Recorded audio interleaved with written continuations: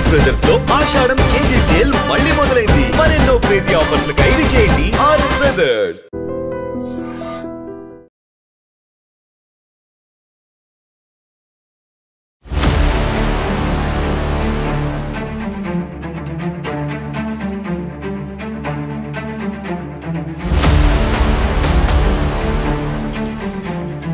Big breaking ఇది. ఎందుకంటే అహ్మదాబాద్లో జరిగినటువంటి ఏరోప్లేన్ ఇన్సిడెంట్ని మనం ఎవ్వరం కూడా మర్చిపోలేదు. 270 మందికి పైగా ఆ విమాన ప్రమాదంలో ఎట్లా చనిపోయినరు, DNA టెస్ట్ చేస్తే కానీ వాళ్ళు ఎవరు ఏంటి తెలియనటువంటి పరిస్థితి ఉండే.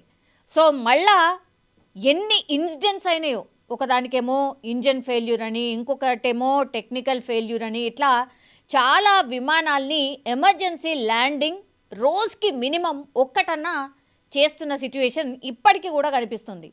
ఇట్లాంటి టైంలో మరో ఎయిర్ క్రాఫ్ట్, అది కూడా IAF air craft, jaguar air craft ఒక్కసారిగా కుప్పకూలిపోయింది. ఇది ఎక్కడ జరిగిందంటే రాజస్థాన్లోని చురు జిల్లాలో చోటు చేసుకుంది. చురు జిల్లాలో మారుమూల గ్రామ ప్రాంతాల్లో ఈ IAF జాగ్వార్ ఎయిర్ క్రాఫ్ట్ కుప్పకూలిపోయినటువంటి పరిస్థితి. అందులో ఒక ఇద్దరు పైలట్స్ ట్రావెల్ చేస్తూ ఉన్నారు.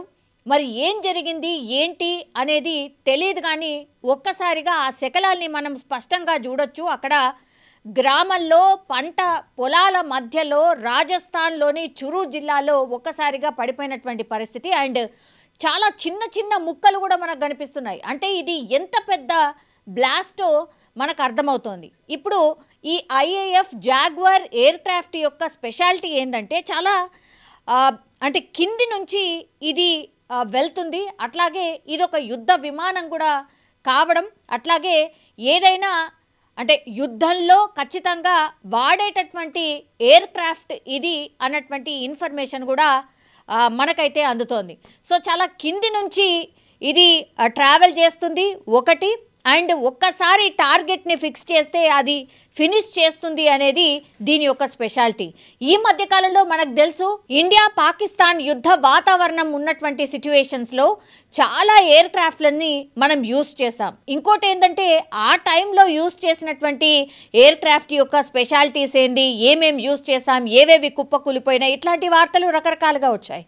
అయితే ఇప్పుడు యుద్ధానికి సిద్ధమవుతున్నటువంటి టైంలో కొన్ని ఎయిర్ క్రాఫ్ట్లని ఈ యుద్ధానికి సన్నద్ధమవుతున్నటువంటి టైంలో ఈ పైలట్లు ఎవరైతే ట్రైనప్ అయి ఉంటారో ఈ ట్రైనప్ చేయడానికని యూస్ చేసే ఎయిర్ క్రాఫ్ట్ అనేసి కూడా మనకైతే ఇన్ఫర్మేషన్ అందుతోంది. IAF జాగ్వార్ ఎయిర్ క్రాఫ్ట్ ఇది పైలట్కి సంబంధించి శిక్షణ కూడా ఇచ్చే విమానంగా చెప్తూ ఉన్నారు. కానీ దీంట్లో మరి సాంకేతిక సమస్య ఏమొచ్చింది, 2016, 17, 18, 19 వరుసగా ఈ 4 సంవత్సరాల్లో ఈ ఎయిర్ క్రాఫ్ట్కి సంబంధించి సాంకేతిక సమస్యలు వచ్చాయనేది, అండ్ ఇట్లనే ఈ ఎయిర్ క్రాఫ్ట్ ఒకసారేమో ఇంజిన్ ఫెయిల్యూర్ అయి పూర్తిగా కుప్పకూలిపోయింది. అప్పుడు పైలట్లు మాత్రం రెస్క్యూ అయిపోయినరు, అంటే బయటకు వచ్చేసిండ్రు, పారాషూట్ ద్వారా బయటకు వచ్చినటువంటి పరిస్థితి. ఇంకోసారేమో ఇంజిన్ ఫెయిల్యూర్ అంటే మధ్యలో అయినటువంటి పరిస్థితుల్లో అప్పుడు కూడా పైలట్లు అయితే ఎస్కేప్ అయ్యారు. కానీ ఈ పర్టికులర్ ఇన్సిడెంట్లో ఇప్పుడు ఈరోజు రాజస్థాన్లో మనం ఏవైతే ఈ విమానానికి సంబంధించిన ఈ ఎయిర్ క్రాఫ్ట్కి సంబంధించిన శకలాలు మనం ఏవైతే చూస్తూ ఉన్నామో పూర్తిగా ఒక్కసారిగా బ్లాస్ట్ అయిపోయింది. చాలా పెద్ద శబ్దం వచ్చింది, అండ్ ఈ శకలాలు కూడా పూర్తిగా స్ప్రెడ్ అయిపోయి పడిపోయినటువంటి పరిస్థితి. అప్పుడు ఆ టైంలో వీళ్ళందరూ అంటే ఇది ఒక గ్రామం కావడంతో చాలామంది పంట పొలాల్లో పని చేసుకున్నటువంటి టైంలో ఈ సంఘటన అయితే జరిగింది. ఒక్కసారిగా భయంతో పరుగులు తీశారు. ఇప్పుడేమో ఆ గ్రామస్తులు పూర్తి స్థాయిలో ఆందోళన వ్యక్తం చేస్తూ ఉన్నారు. ఇట్లా ఈ ఎయిర్ క్రాఫ్ట్ మేము పని చేసుకునే దగ్గర పడడం ఏంటి, మా మీద పడడం ఏంటి, మేము త్రుటిలో తప్పించుకున్నాము ఏంటి అని అక్కడికి వచ్చిన అధికారులకైతే ప్రశ్నలు కురిపిస్తున్నటువంటి సిచ్యువేషన్. ఇంకోటి ఏంటంటే ఇప్పుడు ఈ శకలాల్ని మనం గమనిస్తే గనక ఇంతకు ముందు ఈ air craft IAF jaguar air craft సాంకేతిక సమస్యలు గతంలో కూడా వచ్చినాయి, కానీ ఈ పైలట్లు మాత్రం రెస్క్యూ అయి బయటకు వచ్చేసిండ్రు. ఎప్పుడు కూడా ప్రాణ నష్టం జరగలేదు. ఫర్ ద ఫస్ట్ టైం ఇప్పుడు ఈ ఎయిర్ క్రాఫ్ట్ బ్లాస్ట్ అయిన విధానం కావచ్చు, ఆ తర్వాత ఇద్దరు పైలట్లలో ఒక పైలట్ ఆల్రెడీ ఆ పైలట్ సీట్లో ఉన్నతను ఉన్నలాగానే అట్లనే పూర్తిగా బాడీ గుర్తుపట్టరానంతగా పరిస్థితి ఉంది అనేది ప్రత్యక్ష సాక్షులు చెప్తున్నారు. ఇంకొకళ్ళేమో బయటికి పడిపోయారు, కానీ పూర్తిగా రక్తసిక్తం అయిపోయాడు, చాలా ఎమర్జెన్సీ సిచ్యువేషన్లో ఉన్నాడు. వెంటనే అతన్ని దగ్గరలో ఉన్నటువంటి హాస్పిటల్కి ఫోన్ చేసి హాస్పిటల్కి తరలించినటువంటి పరిస్థితి కనిపిస్తోంది. సో ఇందులో ఇప్పుడు ఎవరైతే ఎస్కేప్ అయినరో పైలట్, ఎవరైతే ఈ హాస్పిటల్కి తరలించినరో ఆయన పరిస్థితి కూడా విషమంగా ఉన్నట్టు చెప్తూ ఉన్నారు. ఇప్పుడు ఈ ఎయిర్ క్రాఫ్ట్కి సంబంధించిన శకలాలు ఏవైతే ఉన్నాయో, బ్లాస్ట్ ఎక్కడైతే జరిగిందో ఆ ప్రాంతాన్ని కూడా పూర్తిగా ఈ ఎయిర్ ఫోర్స్కి సంబంధించిన సిబ్బంది, అధికారులు కావచ్చు, పూర్తిగా స్వాధీనం చేసుకున్నారు. అసలు ఈ ఇన్సిడెంట్ జరగడానికి రీజన్ ఏంటి? గతంలో ఎప్పుడు కూడా ఇట్లా పైలట్లు మరణించిన సందర్భం లేదు.